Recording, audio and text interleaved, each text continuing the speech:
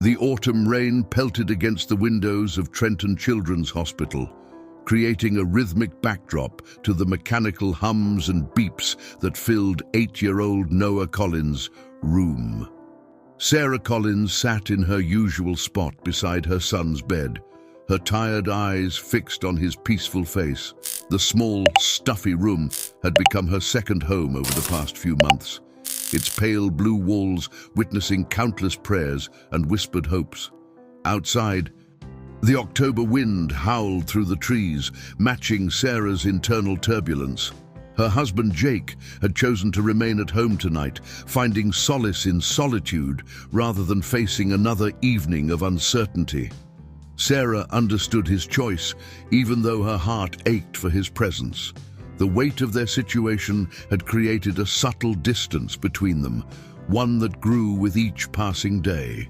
Dr. Andrew Stevens, Noah's primary physician, had been characteristically reserved during his evening rounds. His years of experience had taught him to be cautious with his optimism, especially in cases like Noah's that seemed to defy conventional treatment. "We'll continue monitoring him," he had said, his voice carrying the practiced neutrality of someone who had seen too many similar situations. "Sometimes these things take time." Sarah knew what he really meant.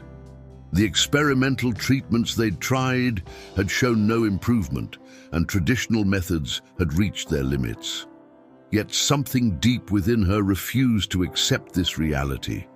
It wasn't mere maternal instinct or desperate hope. It was something more profound, a certainty she couldn't explain that whispered of changes to come. The night shift brought its usual quiet routine. Nurses moved silently through their rounds, their soft-soled shoes squeaking against the polished floor. The occasional announcement over the hospital's PA system seemed muffled, as if the building itself was trying to maintain the sanctity of the evening's peace. In these quiet hours, Sarah found herself lost in memories of Noah before his illness. She remembered his laughter echoing through their backyard as he chased butterflies, his excited voice when he discovered something new, and the way his eyes lit up when she read him bedtime stories. These memories weren't painful anymore. They had become her anchor, reminding her of what they were fighting for. The steady beeping of Noah's heart monitor had become so familiar that Sarah could distinguish the slightest variation in its rhythm. Tonight, however, something felt different. The air in the room seemed charged with an energy she couldn't explain, like the atmosphere before a summer storm. She tried to dismiss it as exhaustion playing tricks on her mind, but the feeling persisted. Around midnight, the fluorescent lights in the hallway flickered briefly, causing Sarah to look up from her vigil. The security guard making his rounds paused at the door, offering a sympathetic smile before continuing his patrol. But as his footsteps faded away, a new sound emerged, something so unexpected that Sarah initially thought she was dreaming. It was the soft sound of hooves on tile, distant at first, but growing clearer with each passing moment. The sound was impossible in this setting, yet it was unmistakable.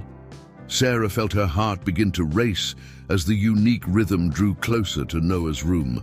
The air seemed to grow thicker, filled with an anticipation that made it difficult to breathe. She wanted to call out, to alert someone, but found herself frozen in place as the sound stopped just outside the door. The handle turned slowly, and Sarah held her breath, her hand instinctively moving to protect Noah. As the door began to open, the overhead lights dimmed slightly, and a soft, golden glow began to seep into the room from the hallway. What happened next would forever change the course of their lives, marking the beginning of a journey that would challenge everything Sarah thought she knew about faith, healing, and the mysterious forces that sometimes intervene when all hope seems lost. The night rain continued its steady rhythm, but within room 217 of Trenton Children's Hospital, time itself seemed to hold its breath, waiting for what was about to unfold. The door opened fully, and Sarah's world shifted on its axis. Standing in the doorway was a magnificent white horse, its coat gleaming with an otherworldly luminescence that seemed to emanate from within. The creature's presence filled the room with an inexplicable warmth, dispelling the sterile hospital atmosphere that had pervaded for so long. The horse's eyes, deep and knowing, fixed upon Sarah with an intelligence that transcended any normal animal encounter. They were pools of ancient wisdom, holding secrets of realms beyond human understanding. Despite the surreal nature of the situation, Sarah felt no fear, only a profound sense of peace and anticipation. At the nurse's station, Maria Rodriguez, the night shift supervisor, stood transfixed. She had witnessed the horse's graceful progression through the hospital corridors, moving with purposeful dignity as if guided by an invisible force. Security cameras would later show no record of its entry, and the automatic doors had remained unmoved. It was as if the magnificent creature had materialized from the evening mist itself. The white horse stepped fully into Noah's room. Its hooves making no sound now on the linoleum floor, it moved with deliberate grace toward the bed where Noah lay motionless. Sarah found herself holding her breath, caught between maternal instinct and an overwhelming sense that she was witnessing something sacred. As the horse approached Noah's bedside, the medical equipment's harsh beeping seemed to soften, blending into a gentle harmony with the creature's peaceful presence. The horse lowered its magnificent head, and with infinite gentleness touched its velvet nose to Noah's hand. The contact lasted only a moment, but in that brief touch, something extraordinary happened. Noah's fingers twitched, a small movement, but one that sent waves of shock through Sarah's entire being. For months, there had been no voluntary movement, no response to touch or voice. Yet now, under the horse's gentle presence, life seemed to stir within her son once more. The horse raised its head and met Sarah's gaze again. In that moment, she understood something without words being spoken. This was no random event, no trick of her exhausted mind. The white horse was a messenger, a guardian of sorts, bringing something that modern medicine couldn't provide, hope itself. Time seemed to stop as Sarah watched the horse circle Noah's bed once, its mane flowing like silk in an unfelt breeze. The air in the room grew thick with a strange, sweet scent, not the antiseptic hospital smell, but something wild and pure, like fresh hay and morning dew. It reminded Sarah of a long-forgotten memory, something from her early days with Jake that tugged at the edges of her consciousness. Dr. Stevens arrived moments later, summoned by the commotion of amazed staff gathering in the hallway. He stopped abruptly in the doorway, his scientific mind struggling to process the scene before him. The horse acknowledged his presence with a slight turn of its head, but remained focused on Noah. "This is impossible," Dr. Stevens whispered, but his words carried no conviction. He had seen too much in his career to dismiss what was happening, even if it defied every medical principle he knew. The monitors tracking Noah's vital signs showed subtle but unmistakable changes: stronger brainwave activity, more regular heart rhythms. The white horse moved again, this time stepping back from the bed. Its task, whatever it might have been, seemed complete for now. It turned toward the door with the same graceful movement that had marked its arrival. But before leaving, it paused. A soft, nickering sound filled the room, like distant wind chimes in a summer breeze. Sarah noticed something small and gleaming fall from the horse's mane, a metallic object that caught the light as it settled on Noah's blanket. But before she could reach for it, Dr. Stevens rushed to Noah's side, drawn by a sudden change in the monitor's rhythm. Noah's eyelids fluttered, and for the first time in months, there was movement beneath them that suggested more than just involuntary response. His breathing pattern changed, becoming deeper and more natural. Dr. Stevens quickly began examining him, his professional demeanor warring with obvious amazement. In the doorway, The white horse lingered for a moment longer. Its presence had transformed the hospital room into something else entirely, a place where the boundaries between the ordinary and extraordinary had blurred. Then, as silently as it had arrived, the magnificent creature turned and walked away, its form seeming to fade into the hospital's fluorescent lighting. Sarah wanted to follow, to thank this mysterious visitor somehow, but she couldn't leave Noah's side. Instead, she watched as the last glimpse of flowing white mane disappeared around the corner, leaving behind a profound silence filled with possibility. The night rain continued outside, but its rhythm now seemed to carry a different meaning, not one of loneliness and waiting, but of cleansing and renewal. The dawn broke over Trenton Children's Hospital with an unusual brilliance, as if nature itself acknowledged that something extraordinary had occurred during the night. Sarah hadn't moved from Noah's bedside, her eyes alternating between her son's face and the small metallic object that had fallen from the white horse's mane, a delicate brooch in the shape of a running horse. Dr. Stevens had remained well past his shift, methodically documenting every change in Noah's condition. The medical staff buzzed with barely contained excitement as they witnessed what could only be described as a remarkable transformation. Noah's vital signs had stabilized in ways that defied medical explanation, and his brain activity showed patterns typically associated with healing and recovery. "I've never seen anything like this in 30 years of practice," Dr. Stevens admitted, reviewing the night's readings for the dozenth time. His usual skepticism had given way to cautious wonder. The changes in his neural patterns, it's as if something has reactivated pathways we thought were permanently dormant. Sarah clutched her phone, thumb hovering over Jake's number. She had sent him a series of urgent messages throughout the night, but how could she possibly convey what had happened? The words seemed inadequate, almost absurd when typed out on a screen. A mysterious white horse visited Noah's room, and now he's showing signs of improvement. Jake arrived at the hospital just as the morning shift was beginning, his face etched with concern and confusion. The moment he stepped into Noah's room, he felt it, the change in atmosphere, the subtle shift in energy that made the space feel less like a hospital room and more like something sacred. Sarah rose to meet him, the small brooch clutched in her hand. "Jake," she whispered, her voice trembling with emotion. "You won't believe what happened." But before she could continue, Noah's fingers moved again, more deliberately this time. Both parents froze, watching as their son's hand slowly opened and closed, a movement that had been impossible just hours before. The morning staff tried to maintain their professional composure, but word of the night's events had spread quickly through the hospital. Nurses who had witnessed the white horse's passage through the corridors shared their experiences in hushed tones. Security personnel reviewed camera footage that showed nothing but empty hallways. Yet the evidence of the visitor's presence was undeniable.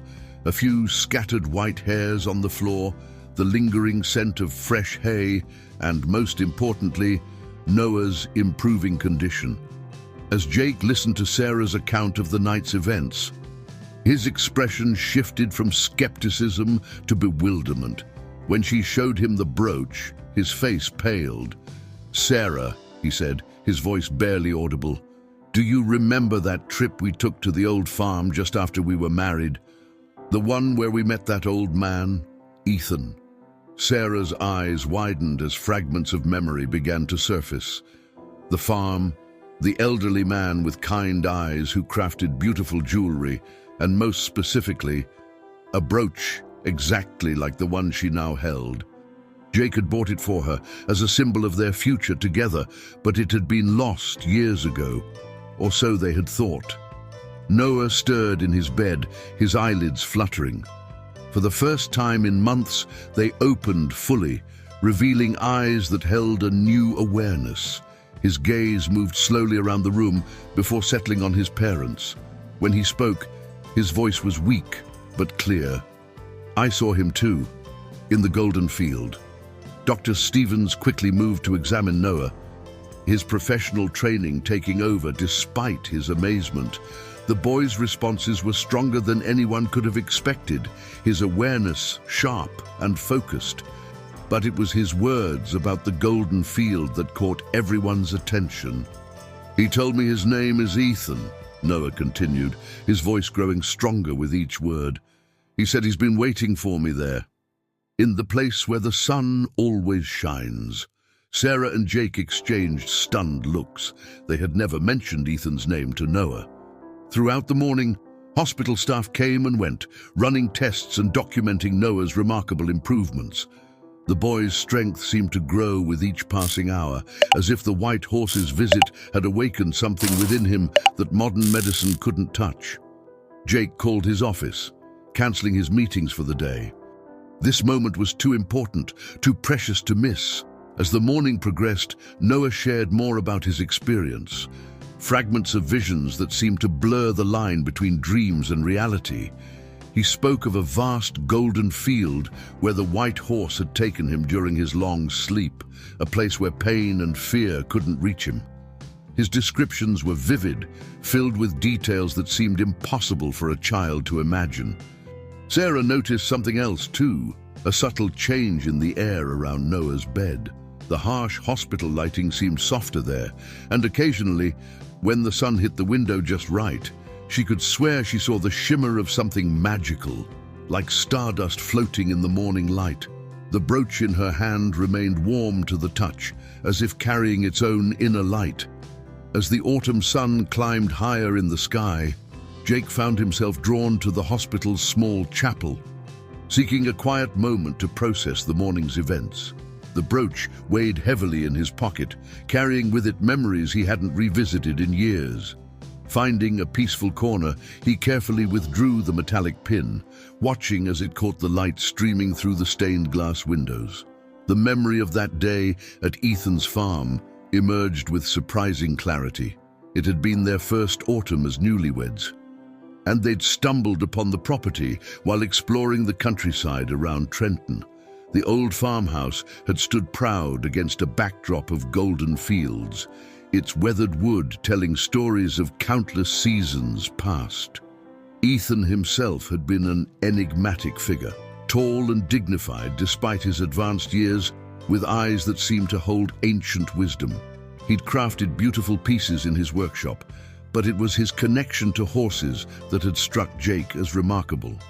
The animals had responded to him as if he spoke their language, especially a magnificent white stallion that roamed freely across his property.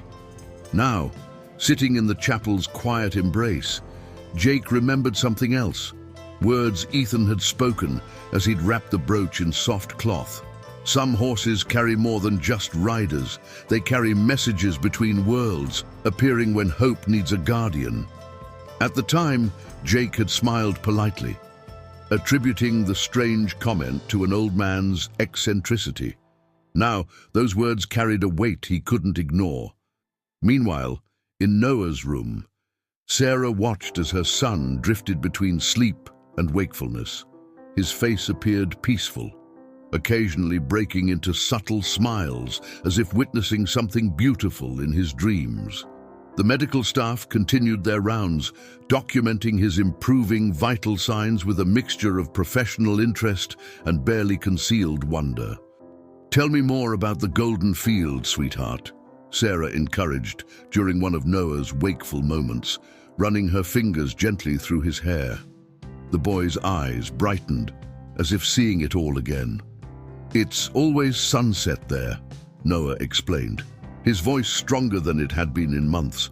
"The grass looks like it's made of light, and you can hear music in the wind. Ethan says it's a place between places, where healing happens." He paused, considering something. "He has a workshop there, just like the one Dad visited." Sarah felt a chill run down her spine. They had never told Noah about Ethan's workshop. Before she could question further, Dr. Stevens entered the room, accompanied by a colleague, Dr. Eleanor Chen, a specialist in unusual cases of recovery. Dr. Chen approached Noah's bed with gentle curiosity. "I'd like to hear about this place you visit," she said, pulling up a chair. "Is it somewhere you can go whenever you want?" Noah shook his head. "Only when the white horse comes. He knows the way there.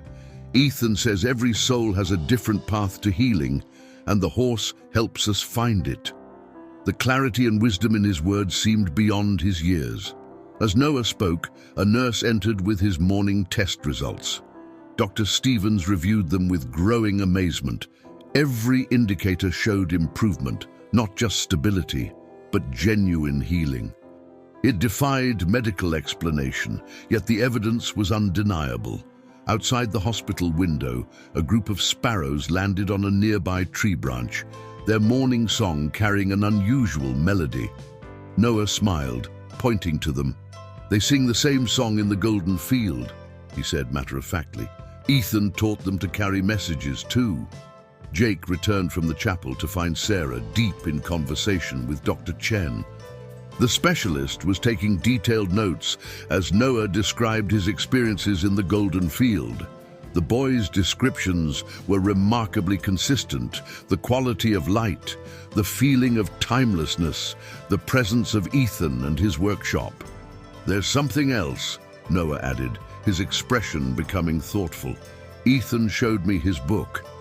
It's full of pictures of the white horse and stories about other people who needed help finding their way back. He said the horse has been doing this for a very long time." Sarah and Jake exchanged glances. The mention of a book sparked another memory. Ethan had been writing in a leather-bound journal that day at the farm, its pages filled with sketches and notes. Could it be the same book Noah had seen in his dreams? As the day progressed, more subtle signs of the white horse's visit emerged. Nurses reported finding scattered white hairs that seemed to disappear when touched, and the scent of fresh hay would occasionally waft through the corridors without explanation. But most remarkable was the change in the hospital's atmosphere. A sense of tranquility had settled over the pediatric ward, affecting everyone who entered. In a quiet moment, while Noah slept peacefully, Jake shared with Sarah what he remembered about Ethan's words regarding the horses that carried messages between worlds. The coincidence seemed too precise to ignore. Something extraordinary had touched their lives, something that connected past and present in ways they were only beginning to. The following afternoon, while Sarah stayed with Noah at the hospital, Jake found himself driving down winding country roads outside Trenton. His memories of the farm's location were hazy, but something seemed to guide him, like an invisible thread pulling him toward his destination. The autumn leaves painted the landscape in brilliant golds and reds, reminiscent of Noah's descriptions of the mystical field. After an hour of driving, Jake recognized a weathered wooden sign partially hidden by overgrown vines: Silver Creek Farm. The name stirred something in his memory. Ethan had mentioned that the silver referred not to a creek, but to the color of moonlight on his horses' coats. The gravel driveway stretched before him, now partly reclaimed by nature. The old farmhouse stood much as Jake remembered it. Though time had softened its edges, ivy climbed its walls, and the once pristine white paint had aged to a gentle pearl gray. The surrounding fields swayed with tall grass, catching the afternoon light in a way that made Jake catch his breath. They shimmered exactly as Noah had described in his visions. As Jake parked his car and stepped out, a warm breeze carried the sweet scent of hay and wildflowers. The atmosphere felt charged with possibility, similar to the energy he'd sensed in Noah's hospital room after the white horse's visit. Walking toward the house, he noticed something unusual: a set of fresh hoofprints in the soft earth, leading toward an old barn that stood silhouetted against the autumn sky. The barn doors creaked softly as Jake pushed them open. Shafts of sunlight filtered through gaps in the weathered wood, illuminating dancing dust motes. The interior looked long abandoned, yet somehow maintained an air of dignity, as if waiting for something or someone. Near the center of the barn floor, Jake discovered what appeared to be a perfect circle worn into the wooden planks, as if a horse had walked the same path countless times. In one corner, a workbench stood covered in years of dust. Jake approached it carefully, drawn by something familiar about its arrangement. Tools lay precisely placed, looking as if they'd been used yesterday, despite the layers of time covering them.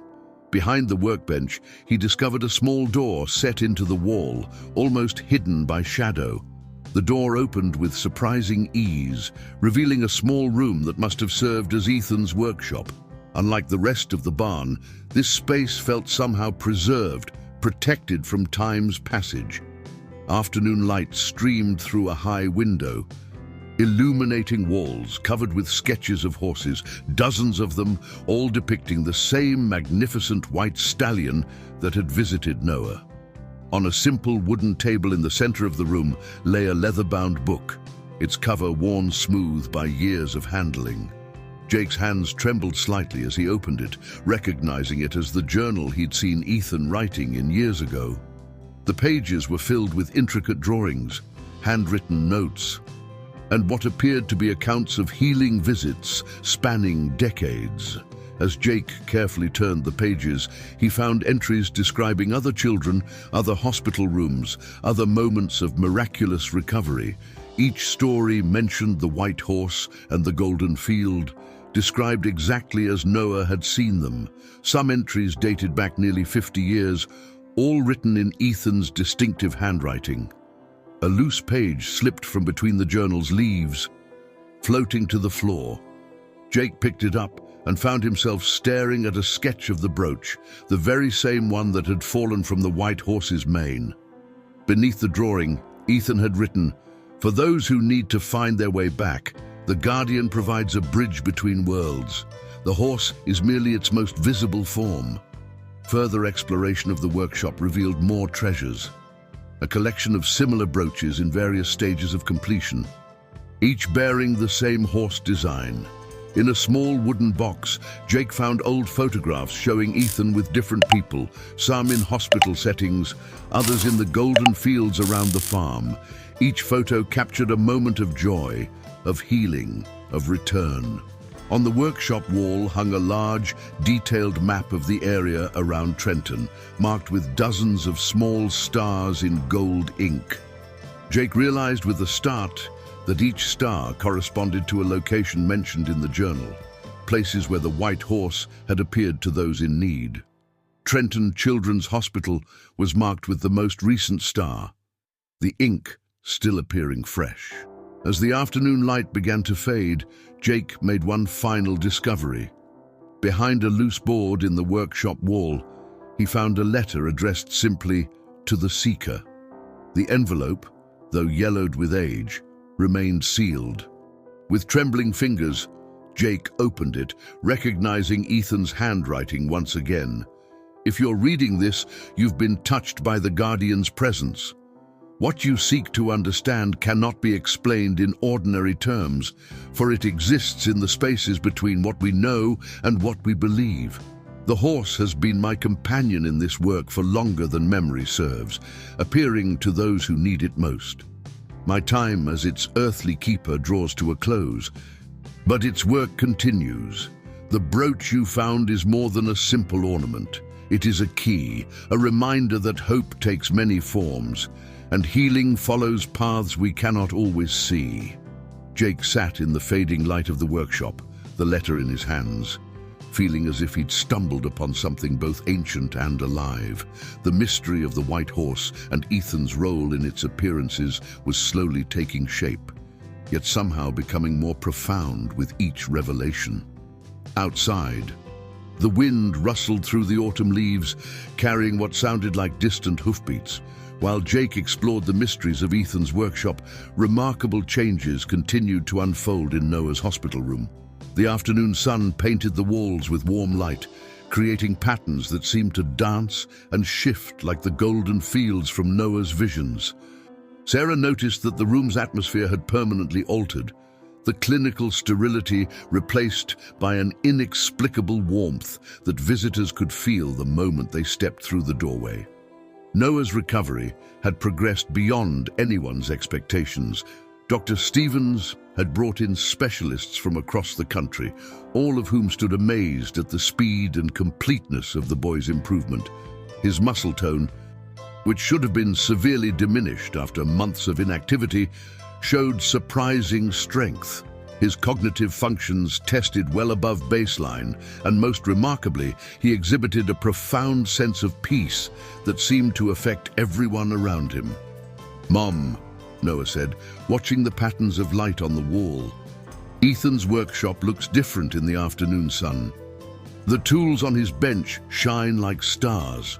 Sarah was about to remind him that he'd never seen Ethan's workshop when her phone buzzed with a message from Jake. The photo he'd just sent made her gasp. It showed exactly what Noah had described: a workbench with tools catching the light, transforming ordinary implements into something magical. Dr. Eleanor Chen had remained at the hospital, fascinated by Noah's case. She sat with him for hours, documenting his descriptions of the golden field and comparing them with other accounts of miraculous recoveries throughout medical history. "There's something remarkable about the consistency of his experience," she explained to Sarah. "These aren't the random imaginings of a child. They're too specific, too aligned with actual places and events he couldn't possibly know about." As the afternoon progressed, Noah began sharing more detailed memories of his time in the Golden Field. He described conversations with Ethan that seemed to transcend ordinary understanding. "He showed me how the brooches work," Noah explained, his fingers tracing patterns in the air. "They're like little windows that help the horse find people who need to come back. Ethan calls them starlight catches because they capture a little bit of the light from the field." Sarah's phone buzzed again. Jake had found the collection of brooches in the workshop, each one identical to the one that had fallen from the white horse's mane. As she showed the photo to Noah, his eyes lit up with recognition. "Those are the ones I watched him make. He uses special tools that sing when he works with them." In that moment, a soft breeze swept through the room, carrying the now familiar scent of hay and wildflowers. The curtains rustled gently, and the light seemed to concentrate around Noah's bed, creating a golden glow reminiscent of the mysterious field. Noah smiled, reaching out to touch something invisible to others. "He's checking on me," he said simply. Down in the hospital lobby, the receptionist who had first witnessed the white horse's arrival reported seeing a brief shimmer of white passing through the entrance, like sunlight on water. Security cameras caught nothing, but several patients reported feeling an unexpected sense of peace and well-being at that exact moment. Jake arrived back at the hospital as evening approached, his discoveries from the farm adding new layers to their understanding. He spread Ethan's journal on Noah's bedside table, and father and son pored over its pages together. Noah recognized many of the sketches, pointing out details that weren't immediately visible to others. "See how the horse's eyes change in each drawing?" he asked. "Ethan says they reflect whatever the person needs most to find their way back." The journal contained more than just accounts of the white horse's appearances. It held Ethan's deeper understanding of the connection between physical healing and spiritual renewal. His notes spoke of bridges between worlds and the geography of hope, concepts that seemed mystical yet were described with the precision of a cartographer mapping familiar territory. As Jake shared the letter he'd found, Sarah realized something about the brooch they'd received. In the fading evening light, it seemed to pulse with a subtle inner glow, similar to the shimmer they sometimes glimpsed in Noah's room. The boy reached out to touch it, and for a brief moment, everyone present could see what he saw, a glimpse of the golden field, shimmering just beyond the veil of ordinary reality. Dr. Stevens arrived for his evening rounds to find the room filled with an almost tangible sense of wonder. The medical equipment, still monitoring Noah's vital signs, recorded patterns that defied conventional explanation. His readings, the doctor admitted, And show harmonics we typically only see in deep meditative states achieved by lifelong practitioners. It's as if he's simultaneously here and somewhere else. Noah nodded sagely at the doctor's observation. Ethan says that's how healing works best, when you can be in both places at once. The horse helps you find the balance. His words carried an wisdom that seemed to bridge the gap between medical science and something far more ancient and mysterious. The hospital took on a different character as evening approached. The corridors grew quiet, but there was nothing somber about the silence. Instead, it felt expectant, as if the building itself had become attuned to the extraordinary events unfolding within its walls. In Noah's room, the medical equipment had been gradually reduced as his condition improved, each removal marking another step toward recovery. Sarah and Jake had arranged the items from Ethan's workshop around Noah's room, the journal, photographs, and various sketches creating a bridge between the hospital environment and the mysterious realm their son described. The brooch occupied a special place on his bedside table, its surface catching and reflecting light in ways that seemed to defy physics. "I understand now why Ethan chose this location for his farm," Noah said, his voice clear and strong. "And it's where the veils between worlds are thinnest. He showed me the map in the Golden Field. It's like this area is a crossing point, a place where healing can flow more easily from one side to the other." Dr. Chen, who had remained far beyond her scheduled consultation, was documenting everything with academic precision while struggling to maintain her professional detachment. "The consistency of the geographical references is remarkable," she noted. Noah describes topographical features of Ethan's farm that exactly match survey records from 50 years ago. Details he couldn't possibly know. As twilight deepened outside the windows, Noah began sharing more about his time with Ethan in the Golden Field. "He's been teaching me about the horse," the boy explained, his eyes bright with understanding. "It's not just one horse, it's more like a presence that takes the form people need most. Some see it as white because that represents hope and renewal, but Ethan says it appears differently to each person." A nurse entered to check Noah's vital signs and paused, captivated by the conversation. She shared that her grandmother, who had worked at the hospital decades ago, had told stories about a mysterious benefactor who visited ailing children. The descriptions varied, but a white horse was often mentioned, along with a feeling of profound peace that lingered after these visits. Jake carefully turned the pages of Ethan's journal, finding an entry that seemed to explain these variations. "The guardian appears as needed, taking the form that opens hearts to healing. To some, it's a horse of pure light. To others, it might be a gentle breeze carrying the scent of hope. The form matters less than the bridge it builds between the world of everyday struggles and the realm where healing dwells." As if in response to these words, the brooch on Noah's bedside table began to emit a soft, pulsing light. The room's atmosphere shifted, becoming charged with the same energy they'd felt during the white horse's visit. Noah reached out and touched the brooch, and suddenly everyone present could sense what he experienced, a momentary lifting of the veil between worlds. For a brief, breathtaking moment, they perceived the Golden Field superimposed over the hospital room. The walls seemed transparent, revealing endless waves of luminous grass stretching to a perpetual sunset horizon. In the distance, they glimpsed Ethan's workshop, now understood as much more than a simple building. It was a nexus point, a place where physical and spiritual craftsmanship merged. Through this temporary window between worlds, they saw Ethan himself, not as an elderly craftsman, but as a timeless figure working at his bench. His tools shaped more than metal. They fashioned connections between realms, creating pathways for healing to flow. The white horse stood nearby, its presence both gentle and powerful, its form shifting subtly like moonlight on water. And Ethan says every healing journey needs three things, Noah continued, his voice taking on the quality of someone sharing ancient wisdom. First, a guide to show the way. That's why the horse appears. Second, a bridge between worlds. That's what the brooches help create. And third, someone to keep the knowledge of how it all works. That was Ethan's role. Sarah noticed that the medical monitors, still dutifully recording Noah's vital signs, showed patterns that synchronized with his words.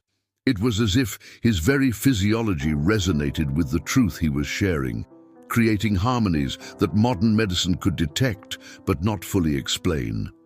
Dr. Stevens, returning for a final check before the night shift began, found himself drawn into this moment of revelation. His years of medical training had taught him to trust in science, but his experience with Noah's case had opened him to broader possibilities. Perhaps, he mused, what we call miracle healings are simply moments when these bridges between worlds become visible to those who need them most. The evening deepened into night, but the golden light lingered in Noah's room, a reminder that some boundaries are more permeable than they appear. The white horse's hoofprints, still visible in the hospital corridors to those who knew where to look, seemed to glow faintly, marking a path between ordinary reality and the extraordinary realm where healing transcends normal limitations. The transformation of Trenton Children's Hospital was subtle but undeniable. In the days following Noah's miraculous recovery, a gentle wave of inexplicable occurrences began touching other lives within its walls. The pediatric ward, in particular, seemed infused with an almost tangible sense of hope. As if the boundary between the ordinary world and Ethan's golden field had grown increasingly permeable. Lisa Martinez, a 12-year-old patient struggling with a challenging condition, was the first to notice something unusual. From her room across the hall from Noah's, she began describing dreams of a sunlit field where she felt completely at peace. Her medical readings started showing the same harmonious patterns that Dr. Stevens had observed in Noah's case. "I saw the horse too," Lisa confided to Noah during one of their now frequent visits. "But it wasn't exactly white for me. It was like watching sunlight through crystal, with all the colors of hope mixed together." Noah nodded knowingly, remembering Ethan's teachings about how the Guardian appeared differently to each person who needed its help. The brooch from Noah's bedside had begun behaving in extraordinary ways.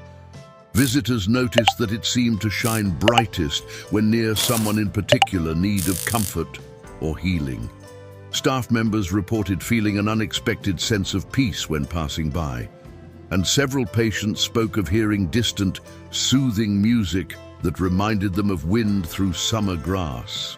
Emily Chen, a young nurse who had been present during the White Horse's first appearance, started documenting the subtle changes throughout the hospital.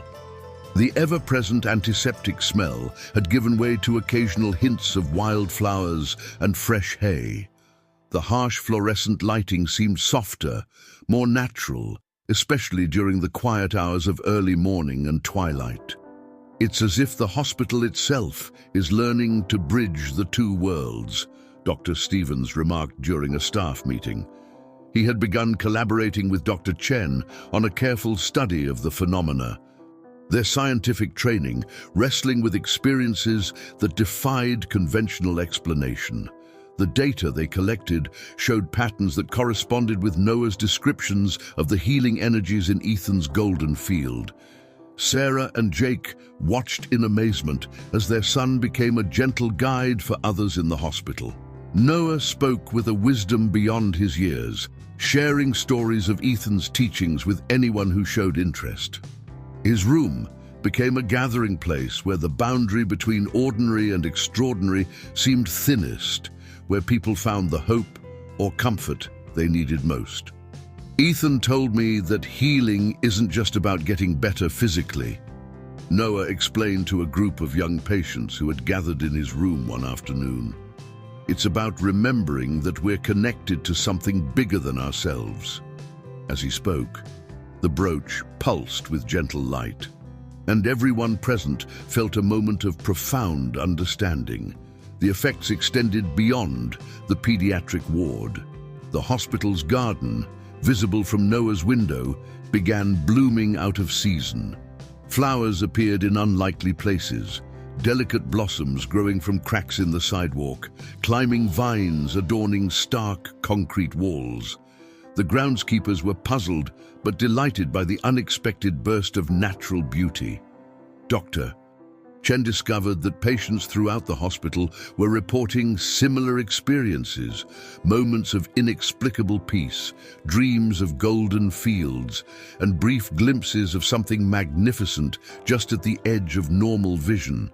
Each account aligned perfectly with the patterns documented in Ethan's journal, suggesting that the bridge he had maintained for so many years was growing stronger. The brooch isn't just a key anymore, Noah shared with his parents one evening.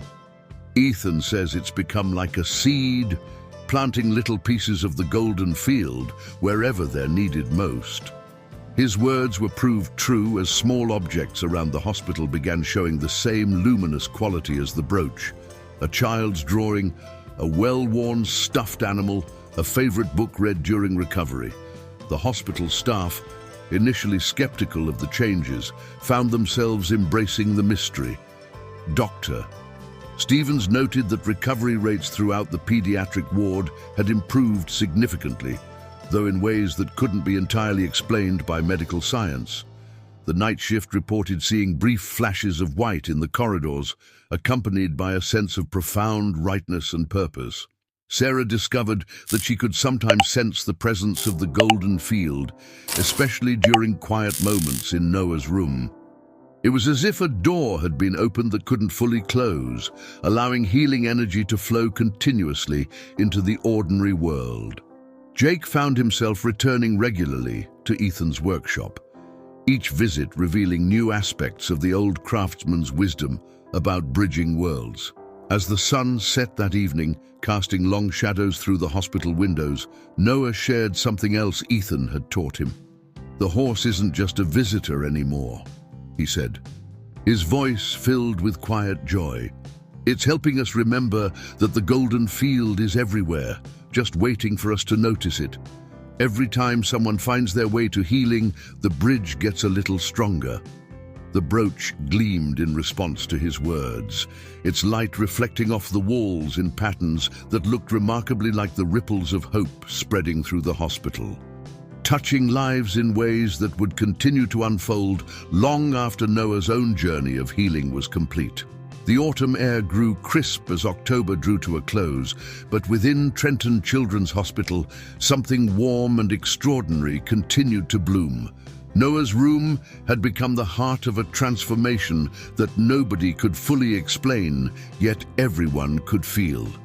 The walls seemed to pulse with a gentle luminescence, especially during the quiet hours between day and night. When the boundary between worlds grew thinnest, Dr. Stevens and Dr. Chen had gathered their research into what they called the Golden Field phenomenon. Their office walls were covered with charts tracking the unusual patterns of recovery throughout the hospital.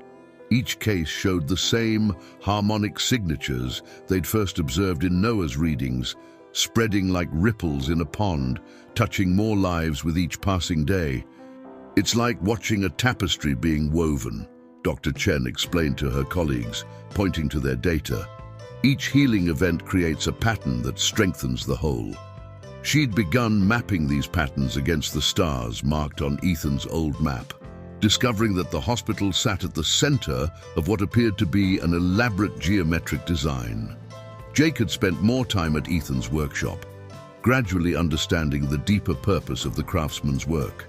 The brooches weren't just symbols or keys, they were nodes in a vast network of healing, each one carefully placed to maintain the bridge between worlds.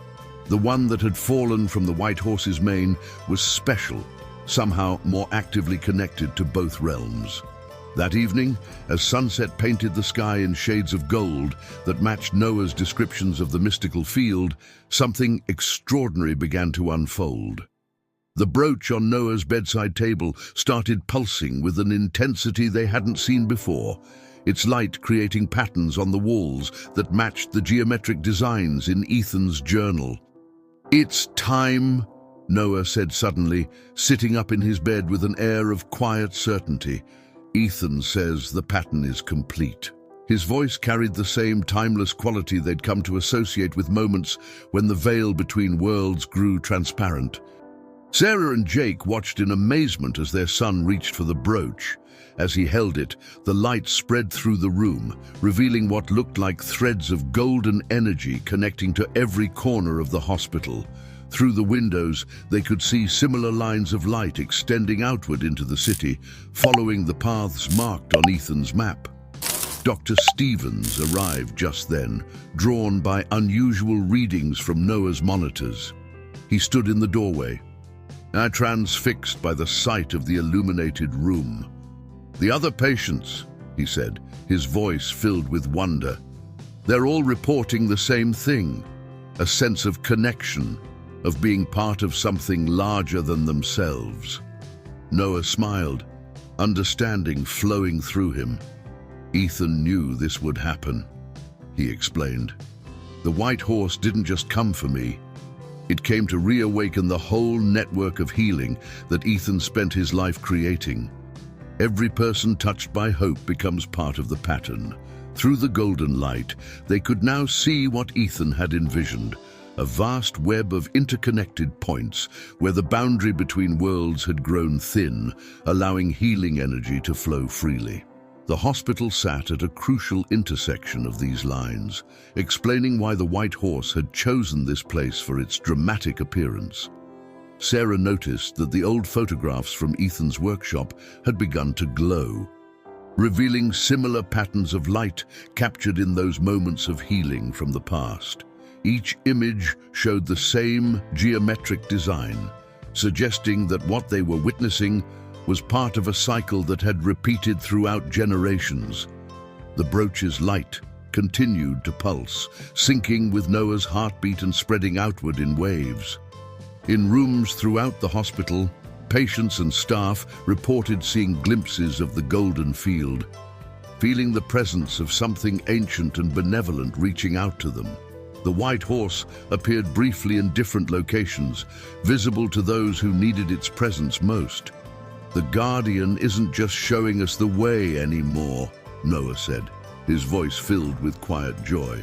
"It's teaching us how to be bridges ourselves." As if in response to his words, the geometric patterns of light began to stabilize, becoming more permanent, as if the boundary between worlds was settling into a new configuration. Jake recognized the designs from Ethan's final notes, drawings of what he had called the architecture of hope. The old craftsman had known this moment would come, when the individual acts of healing would combine to create something greater than the sum of their parts. Through the windows, they could see the hospital grounds bathed in the same golden light that filled Noah's room. The unseasonable flowers blooming in the garden began to shimmer, their petals catching and reflecting the ethereal glow. Even the air seemed to carry a hint of the mysterious field's essence, making the ordinary world feel just a bit more magical. Dr. Chen rushed in with her latest readings, her scientific skepticism finally giving way to wonder. "The patterns we're seeing," she exclaimed, "they're not just in the hospital anymore. They're appearing in medical centers across the region, following the exact paths marked on Ethan's map." Noah nodded, unsurprised. "That's what Ethan was preparing for all along," he said. "The horse may have chosen me to help start it, but the real miracle is how it spreads, touching everyone who's ready to remember that healing is about more than medicine. It's about finding our way back to the magic that's always been here." The morning dawned with a different quality of light at Trenton Children's Hospital. The geometric patterns that had emerged the previous evening had settled into a subtle but permanent presence, visible to those who knew how to look. Noah sat in his hospital bed for what would be one of the last times, his recovery now complete in ways that transcended medical understanding. Doctor. Stevens stood by the window, reviewing Noah's final test results with an expression of perpetual amazement. Every indicator showed perfect health, but more than that, there was something in the data that suggested a fundamental change in how healing itself worked within the hospital's walls. The harmonic patterns they'd first observed in Noah's readings had become a baseline, a new normal that affected everyone who entered the building. "Oh, it's like the hospital has learned to remember," Noah explained, watching the sunrise paint the sky in colors that matched his descriptions of the golden field. "Ethan says that's what the White Horse really came to teach us, how to keep the bridge open even when we can't see it." The brooch on his bedside table had transformed overnight. While it still held its original form, it now seemed to contain depths that shifted with the light. Like looking into a well that reached between worlds. Similar changes had occurred throughout the hospital, ordinary objects taking on extraordinary qualities, reflecting the merger of the mundane and the magical. Sarah and Jake sat with their son, marveling at the journey that had brought them here. The journal from Ethan's workshop lay open between them, its pages now revealing new layers of meaning. What had seemed like simple sketches now showed elaborate blueprints for the bridge between worlds that Ethan had spent his life building. "The Guardian's work isn't finished," Noah said, touching the brooch gently. "It's just changing, like everything else. The horse appears differently now because we're learning to carry its light ourselves." As if in response to his words, a shimmer of white passed by the window. Not quite a horse anymore, but something more like a wave of pure hope visible from the corner of one's eye. Dr. Chen arrived with her final report, accompanied by colleagues from other hospitals who had begun documenting similar phenomena in their own facilities. The network of healing that Ethan had mapped was growing stronger, spreading outward along the lines he had marked decades ago. Each point of connection created new bridges, new possibilities for healing that combined the best of medical science with something far more ancient and mysterious. Throughout the morning, people gathered in and around Noah's room, patients whose lives had been touched by the changes, staff members who had witnessed the impossible, and visitors who felt drawn to the gentle power that radiated from this place. Each person carried their own story of transformation, their own glimpse of the golden field that now seemed to exist just beyond ordinary sight. The gardens outside had become a reflection of the healing energy that flowed through the hospital. Flowers bloomed with colors that seemed to hold their own light, and the air carried the perpetual scent of summer meadows. Even the most skeptical visitors found themselves pausing there, touched by an inexplicable sense of peace and possibility. As the time approached for Noah to leave the hospital, something extraordinary began to unfold. The geometric patterns of light that had settled into the building structure began to pulse gently, creating a symphony of illumination that spread from room to room. In each space, people reported seeing brief glimpses of their own versions of the golden field, personal visions of healing and hope that spoke to their deepest needs. "This is what Ethan meant in his final notes," Jake said, reading from the journal.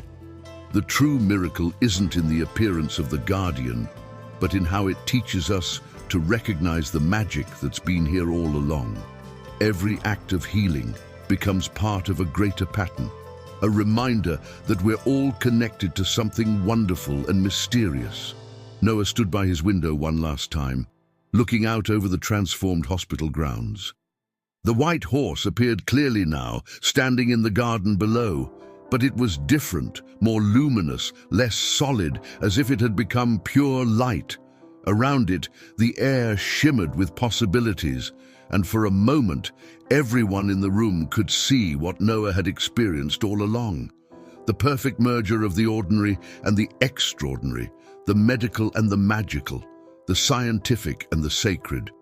"We don't need the horse to find our way anymore," Noah said softly, a smile of deep understanding on his face. "It showed us how to build our own bridges." As he spoke, the brooch began to glow, its light spreading outward in a gentle wave that touched everyone present. In that moment, they all understood what Ethan had known, that healing was never just about medicine or magic alone, but about remembering our connection to something greater than ourselves. The story of the White Horse and the Golden Field would be told for generations at Trenton Children's Hospital, not as a tale of miraculous intervention, but as a reminder of the extraordinary potential that exists within ordinary moments.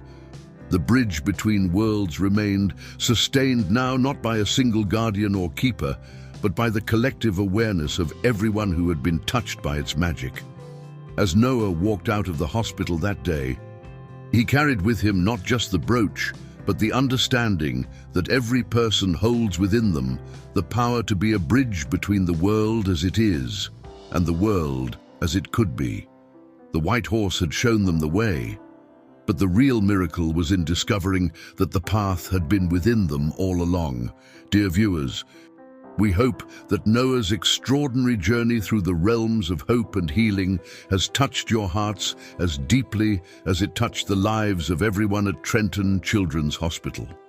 This tale of transformation reminds us that magic exists not just in magnificent white horses and golden fields, but in the everyday miracles of healing and hope that surround us. To continue exploring these remarkable stories of wonder and renewal, we invite you to subscribe to our channel and join our community of believers in the extraordinary. For those who felt a special connection to Noah's story, please leave a like and share your own experiences of unexplainable wonder in the comments below. Remember, each story shared becomes another thread in the tapestry of hope that connects us all. Stay tuned for more enchanting tales that bridge the gap between the ordinary and the extraordinary. Until our next journey together, keep believing in the magic that exists in every healing heart.